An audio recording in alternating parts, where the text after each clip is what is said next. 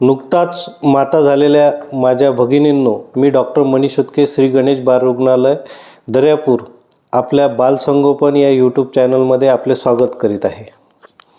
तर आज आपण नवीन मुद्दा घेऊन आलो आहे की नवजात बालकाला काजळ किंवा सुरमा हा डोळ्यामध्ये लावायचा की नाही लावायचा आणि लावल्यास त्याच्यामुळे काय संभाव्य धोके उत्पन्न होऊ शकतात यावर आपण आज चर्चा करणार आहे।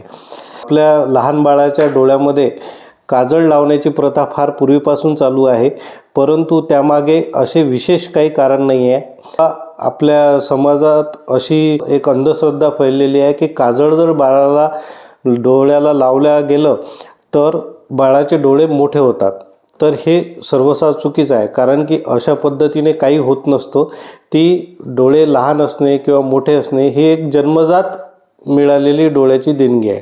दुसरं एक जे कारण सौंदर्य प्रसाधन म्हणून वापरतात, पण ते सौंदर्य प्रसाधन म्हणून जरी आपण वापरत असलो पण त्याच्याशी निगडीत काही संभाव्य धोके अमेरिकन अकॅडमी ऑफ पेडियाट्रिक्स आणि इतर संस्थांनी निदर्शनास आणून दिले आहे की काजळ जर बाळाला लावला आपण तर त्यामध्ये लेड आणि इतर विषारी घटक असण्याची संभावना असते।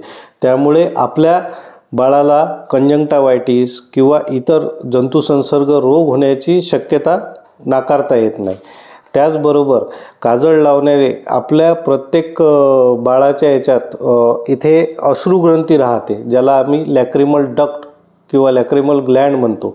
तर काजळ लावण्याने नेमकं होतं काय की हे लॅक्रिमल ग्लँड अश्रुग्रंथी जी आपल्या डोळ्यातली घाण किंवा इन्फेक्शन दूर करण्यासाठी मदत करते, लगेच अश्रू चालू होऊन त्याच्यापासून ती घाण बाहेर काढण्यास मदत करते।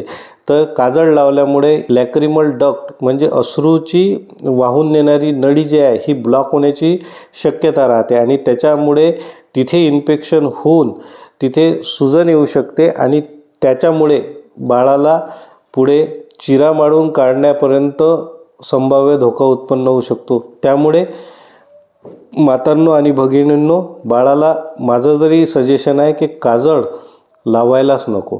धन्यवाद।